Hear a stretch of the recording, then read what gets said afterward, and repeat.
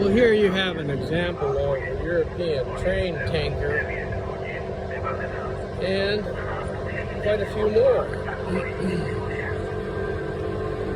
And that's the way it is. And then over there is the end. So they move their supplies along the train here, and works quite well. And here's a passenger train on the other side, just leaving the station now.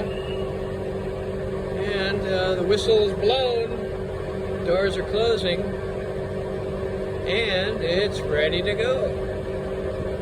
The trains are very efficient here in Europe. They're usually very much on time and very inexpensive and very safe. Very modern. So here goes the train leaving the station now. The passenger train is leaving and the cargo train is just starting. So pretty busy here at the station. And here goes the tankers to their final destination. And there's the end of the train there. And there's a more modern train. It's a little bit faster, I think. It's got an aerodynamic nose, and pretty nice.